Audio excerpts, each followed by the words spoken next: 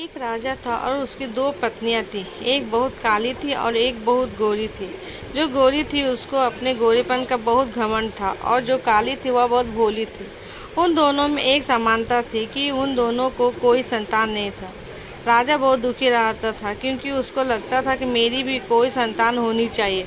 राजा अपनी दोनों पत्नियों से बहुत प्यार करता था, पर राजा की फेवरेट पत्नी गोरी वाली थी, लेकिन उसने कभी भी दोनों पत्नियों में भेदभाव नहीं किया। राजा की गोरी पत्नी थी, वह बहुत घमंडी और झगड़ालू थी। घर के सब काम राजा की काली पत्नी से करवाती थी और वह बेचारी सब काम कर लेती थी, पर राजा को कुछ नहीं बताती थी। एक दिन राजा की पत्नी को बहुत बड़ा झगड़ा हुआ और राजा की गोरी पत्नी ने काली पत्नी को महल से निकाल दिया। काली रानी ने राजा को सारी बातें बताई। राजा उसे कहने लगा कि मैं तुम्हारे लिए अलग महल बना दूंगा, तुम उस महल में रहना। फिर राजा ने महल के सामने छोटा महल बनाया और उस घर में काली रानी को रहने बोला। एक दिन राजा दूसरे राज्य में घूमने के लिए जा रहा था, तो उसने अपनी दोनों पत्नियों से कहा कि तुम दोनों को क्या क्या सामान चाहिए, मुझे बता दो, मैं तुम दोनों के लिए लेकर आऊँगा। तब राजा गोरी पत्नी पास गया और उसे कहने लगा कि तुम्हें बाजार से क्या चाहिए।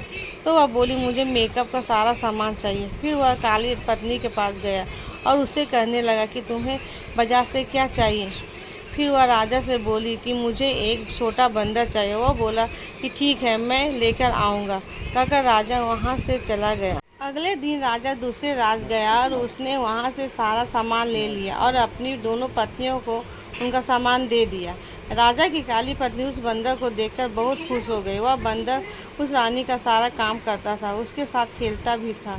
वह काली रानी उस बंदर को अपने बच्चों जैसा प्यार करती थी। एक दिन अचानक काली रानी बहुत बीमार हुई, पर उसे देखने राजा नहीं आया। बंदर को बहुत गुस्सा आया और वह राजा के महल चला गया।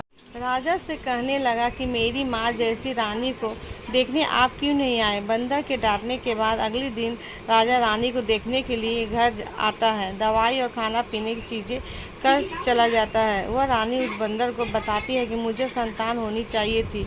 वह बंदर उस रानी को बोलता है कि आप टेंशन मत लो, आपको संतान जरूर होगी, मैं भगवान से प्रार्थना करूँगा। अगले दिन वह बंदर घर से गेहूं का आटा लेकर मंदिर जाता है और गेहूं के आटे को गूंथता है और उसमें दो आंखें, एक नाक, दो हाथ, दो पैर ऐसे बनाता है और भगवान से प्रार्थना करता है। भगवान उस बंदर की प्रार्थना सुनकर उस आटे के गोले को एक छोटा सा बच्चा बना देते हैं और वह बंदर उस बच्चे को देखकर बहुत खुश हो जाता है। बच्चे लेकर काली रानी के गोद में दे देता है। काली रानी उस बच्चे को देखकर बहुत खुश हो जाती है, बंदर का शुक्रिया करती है। राजा को खबर मिलती है कि काली रानी को बच्चा हो गया। राजा बहुत खुश हो जाता है, उसकी खुशी का कोई ठिकाना नहीं रहता। ढोल नगाड़े लेकर रानी घर जाता है, उसे महल आने के लिए कहता है। काली रानी खुशी से अपने बच्चे को लेकर महल जाती है और राजा उस रानी को घर से निकाल देता है और काली रानी को अपने पास रख लेता है।